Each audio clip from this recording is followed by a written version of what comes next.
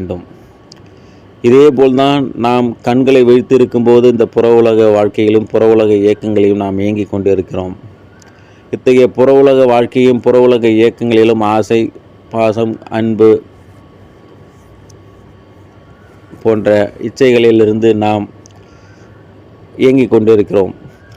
இவற்றை நீங்கள் புறக்கணிக்கும் போது, இவற்றை முழுமையாக நீங்கள் நிராகரித்து ஸ்தம்பித்து நீங்கள் உறங்கும்போது இவை எதுவுமே உங்களுக்கு இயங்காது. அக உலகத்திற்கு சென்று விடுவீர்கள்.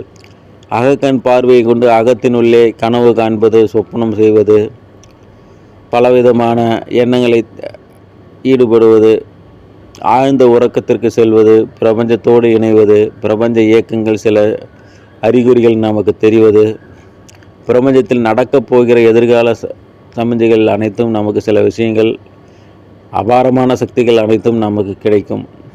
இவை அனைத்தும் உறங்கும் போதே நமக்கு கிடைக்கிறது. இது அக உலக வாழ்க்கை.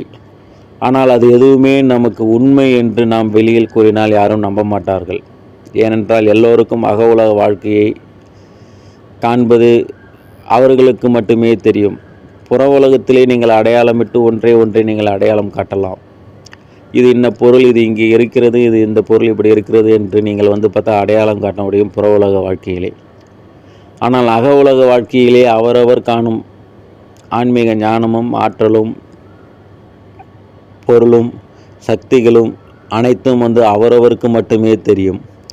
அக உலக வாழ்க்கையில் நீங்கள் காணும் எந்த ஒரு செயலும் அவர்களுக்கு எதையும் இட்டு காட்ட இயலாது, எதையும் சுட்டி காட்ட இயலாது.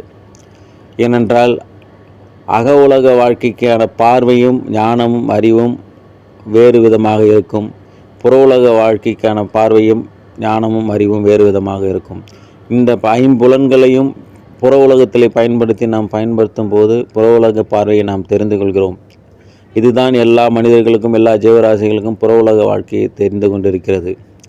ஆனால் அக உலக வாழ்க்கையை நாம் காண வேண்டும் என்றால் கண்களை மூடி இருட்டுக்குள்ளே தான் நாம் தேட வேண்டும். இருட்டுக்குள்ளே ஒருவருக்கு பார்வை பெற்று அவர் நடக்கிறார் என்றால், இருட்டுக்குள்ளே இந்த உலகம் பிரபஞ்சத்திலே இயங்க வேண்டும் என்றால் கண்களை மூடி நீங்கள் அக உலகத்திற்கு செல்லும் போது அந்த உலகத்திலே நீங்கள் இயங்க இயலும். அப்பொழுது காணும் உங்களுக்கு செயல்பாடுகளும் அனைத்து விதமான பொருளாக இருக்கட்டும், பிரபஞ்ச சக்திகளாக இருக்கட்டும், ஆற்றலாகட்டும், அவை அனைத்தும் உண்மைதான். ஆனால் அந்த உண்மையை நீங்கள் வெளியில் கோரினாலும் கூறாவிட்டாலும் அதை யாரும் ஏற்றுக்கொள்ள மாட்டார்கள். காரணம், அவர்களுக்கு தெரியாது.